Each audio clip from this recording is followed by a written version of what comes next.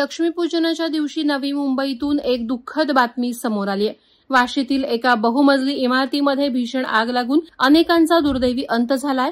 या घटनेत 6 वर्षांच्या चिमुकलीसह 4 जणांचा दुर्दैवी अंत झाला असून 10 जण जखमी झालेत। कामोठे येथे लागलेल्या आगीत आई आणि मुलीनं जीव गमावला असल्याची माहिती समोर येते।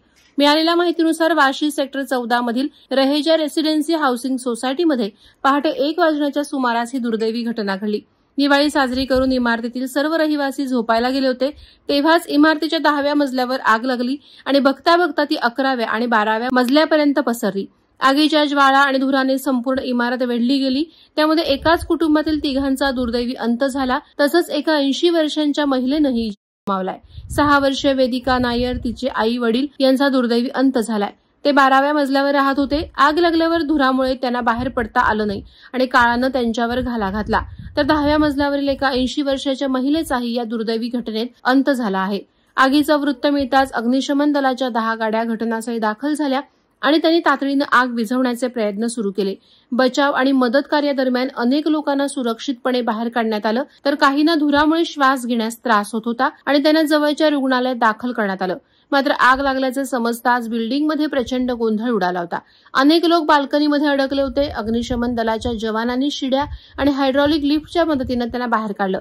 प्राथमिक तपासात ही आग शॉर्ट सर्किटमुळे लागल्याचं समोर येत आहे, मात्र अग्निशमन विभागाकडून तपास सुरू आहे।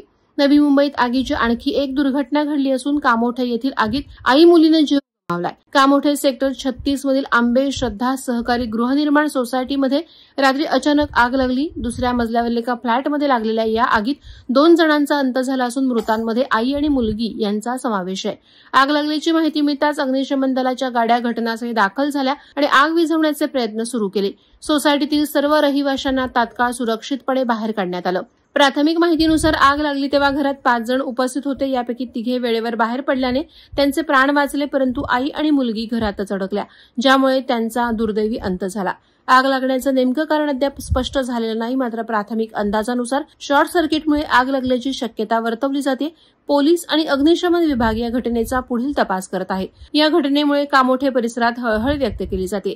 दिवाळीच्या दिवशीच घडलेल्या या दुर्घटनेनंतर संपूर्ण परिसरात शोककळा पसरली आहे। नागरिकांमध्ये भीतीचं वातावरण असून अग्निशमन दलानं शॉर्ट सर्किट आणि गॅस सिलेंडर सुरक्षिततेबाबत विशेष दक्षता घेण्याचं आवाहन केलं आहे।